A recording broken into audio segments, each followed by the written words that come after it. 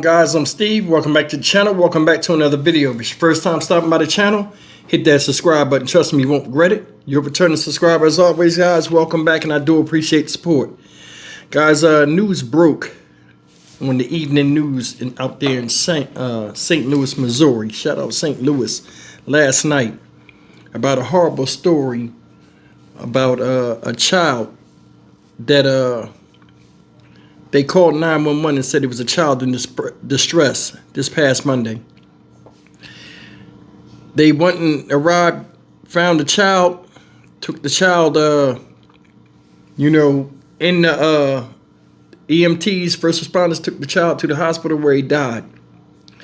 And if that's not sad enough, the conditions in which they said this child died, absolutely unexplainable, unacceptable, unimaginable. They're saying this 2-year-old little boy had signs of bodily injury and signs of strangulation. Take a look at this story. Tonight, St. Louis police are investigating the death of a 2-year-old boy in North City as a homicide. The medical examiner's office now says the toddler died from strangulation. 5 on your side's Robert Townsend is live at police headquarters with the latest on this investigation. Robert. Mike, police initially questioned 2 adults about the child's injuries and then let them go. Tonight, no one has been arrested in connection with this disturbing case. One Northside pastor is sharing his concerns. St. Louis police say shortly after 10:30 Monday night, they first got a call for help after a 2-year-old boy was found unresponsive near Thekla and North Kings Highway in the Mark Twain neighborhood. Police then got a second call about 5 miles away near Interstate 70 and St. Louis Avenue. Investigators say emergency responders went to the second location and took the toddler to a hospital where he died. An innocent child. I'm just finding out about it.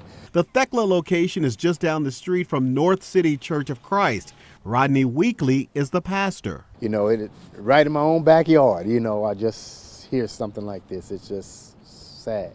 Police say 2 adults were with the child when emergency responders rushed him to a hospital. Again, officers questioned the pair before releasing them. Investigators have not said if the 2 are related to the toddler. I just find it just horrible to see.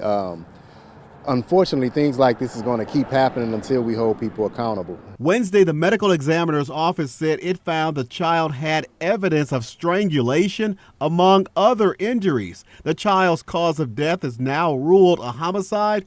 After their Bible study, Pastor Weekly and his wife prayed for the child, his loved ones, and their neighborhood. My heart goes out to them. I can't say that enough. If we can just come together, work together as a community, as a church, as a group of people, and just put an end to all of this. Hopefully we can get to the bottom of it.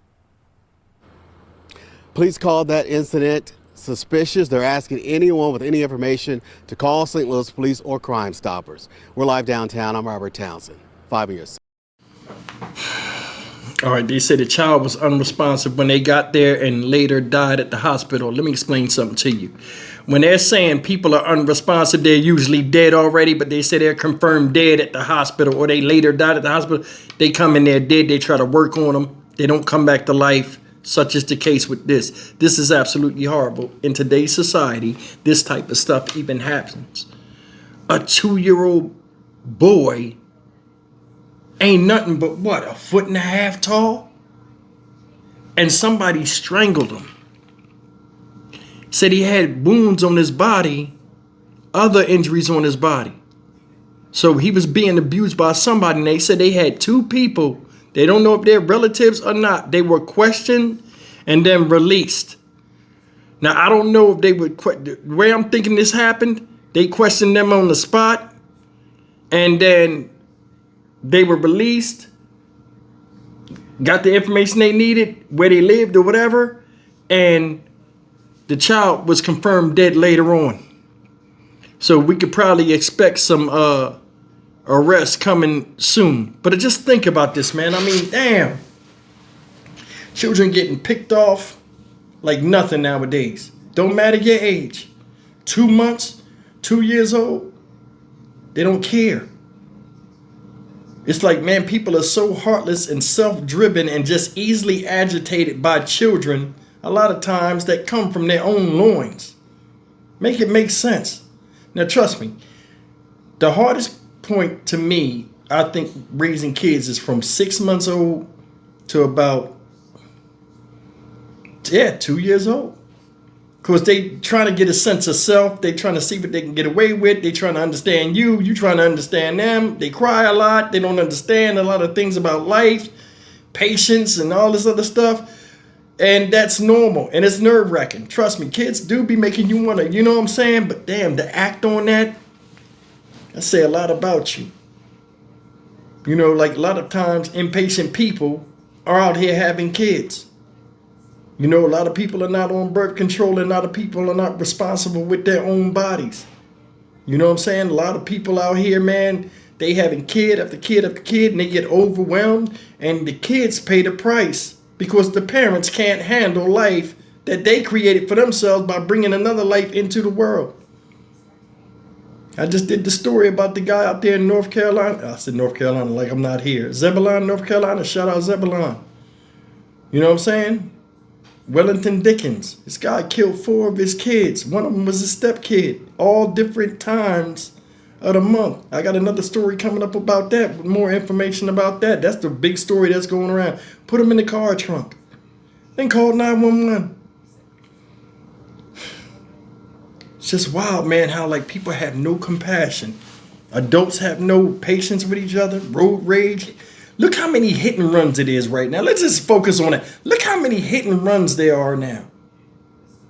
They match the child abuse cases that sometimes I don't cover because I don't have the energy to do it.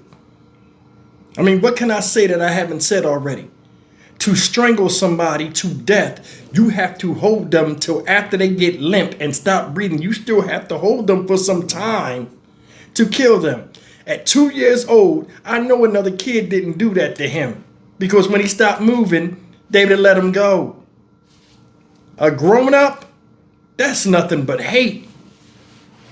It's vicious and it's heartbreaking.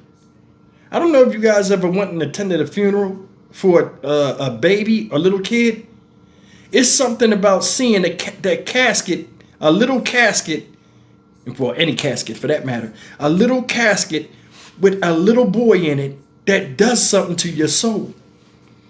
When I was in 12th grade, one of my good friends, his baby died of SIDS. The baby was 2 weeks old. Man, that casket was so small. It was like this big. And I never forgot that.